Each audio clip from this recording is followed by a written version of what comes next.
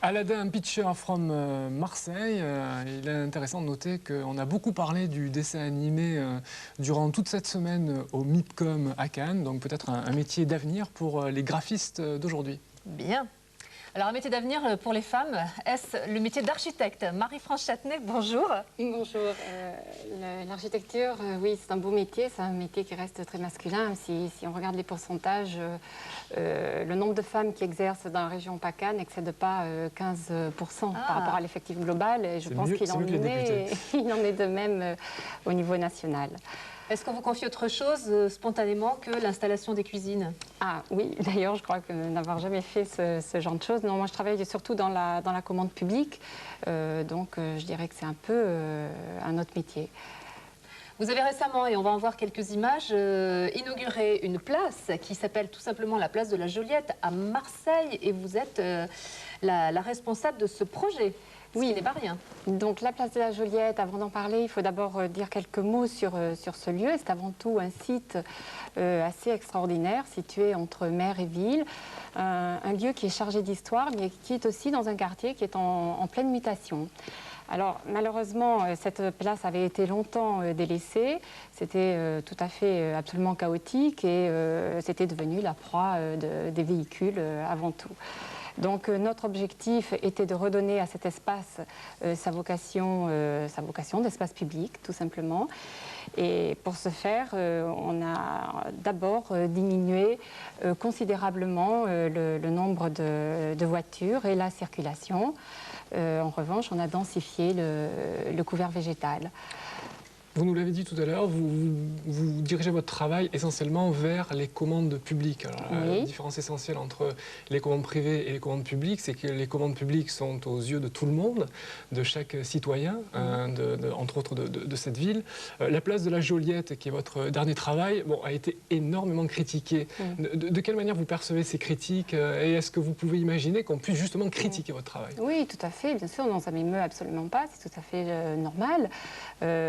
Un projet, quel qu'il soit, et surtout s'il est novateur, ce qui est un peu le cas de celui-ci, suscite de la critique. Et il en a toujours été ainsi dans l'histoire de l'art et de l'architecture. Et vous-même, est-ce que lorsque vous passez dans un endroit, par exemple à Marseille, lorsque vous travaillez à Marseille, donc, qui est votre ville, quand vous passez quelque part, dans un endroit que vous avez vous-même construit, est-ce que vous vous sentez un peu chez vous ou un peu ému? Un peu ému, certes. L'acte de construire est un acte créatif qui se vit peut-être un peu comme la maternité, c'est-à-dire avec beaucoup de joie, des souffrances aussi, et puis ensuite on le voit évoluer, grandir. Et puis, petit à petit, la vie s'en empare et c'est plus tout à fait à vous. Au niveau des commandes publiques, on voit ces projets aboutir à la suite d'un concours et donc d'une délibération. Vous travaillez beaucoup pour rien. Oui, ça marche pas à tous les coups. Ça marche pas à tous les coups, ça c'est sûr.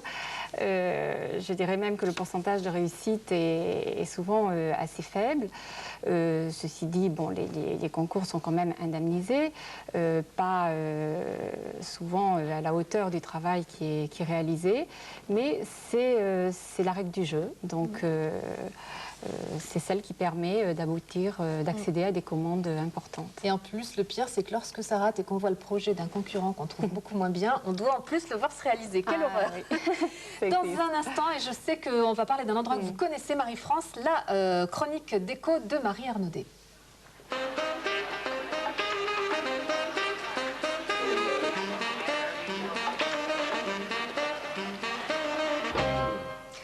Le Mas de l'Ange, vous le connaissez bien, Marie-France Châtenay, je crois, c'est à Rolège dans le Vaucluse. Oui, alors je le connais bien. En fait, je l'ai découvert il y a quelques années.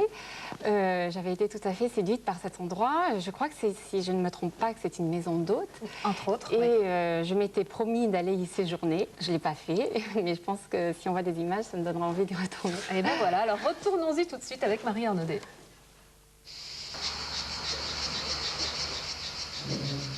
Et le meilleur moyen d'en profiter, c'est effectivement de transformer la maison, comme vous le disiez, Marie-France Châtenay, en maison d'hôte.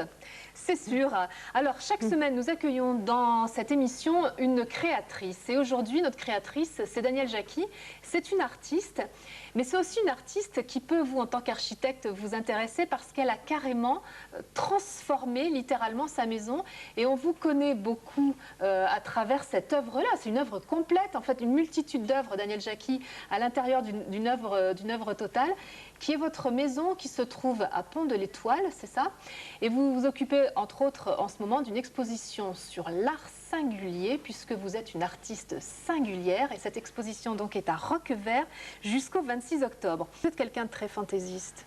Je pense, oui. Ouais. Est-ce que vous vous sentez un artiste libre?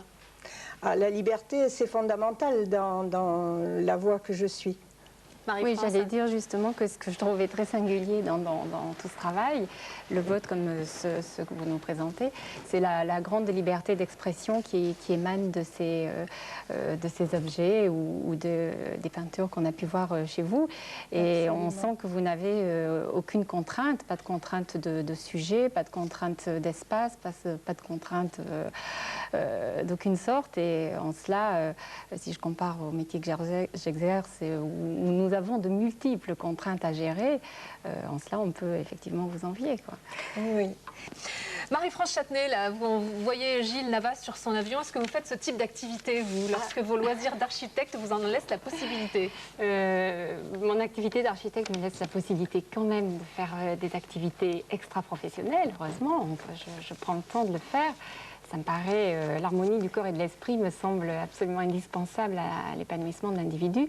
Le planeur, non, je dois dire que je n'ai pas encore abordé cette aventure.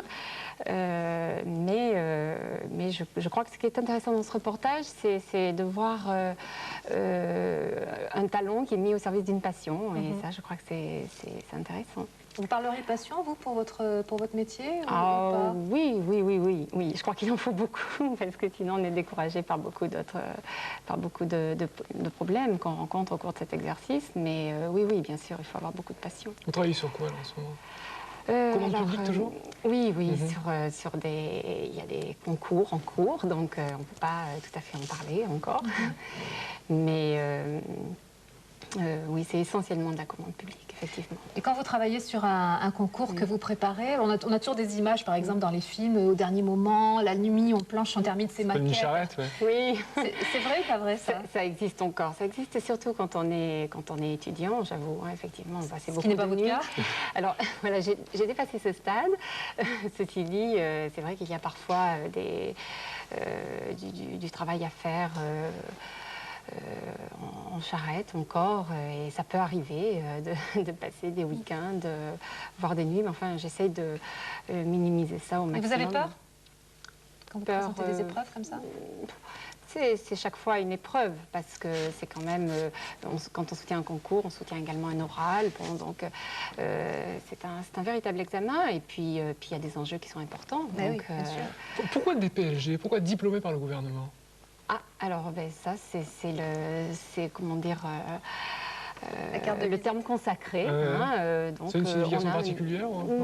C'est le diplôme qui est décerné par le gouvernement. C'est un diplôme d'État. J'ai juste une petite annonce à faire. Il y a deux écoles également. C'est-à-dire qu'il y a une autre école spéciale d'architecture, et donc c'est pas un diplôme des PLG. Ah, c'est ça. D'accord, ok. Ça marque bien la différence. Voilà. Ouais, juste une annonce à faire. Il y a un chœur de femmes qui s'appelle la maîtrise Gabrielle Fauré. Il y a uniquement des femmes qui se produiront à l'occasion d'un festival de musique, le festival de musique de Saint-Victor, à l'église de Saint-Victor, lundi 12 octobre. À partir de 20h30, il faut aller voir la maîtrise Gabrielle Fauré. Mais Marie-France Châtenay n'y chante pas, malheureusement. Ce sera peut-être pour plus tard. On vous donne rendez-vous la semaine prochaine. Merci beaucoup de rester avec nous. Au revoir. Au revoir Thierry Bézère. Au revoir, mademoiselle.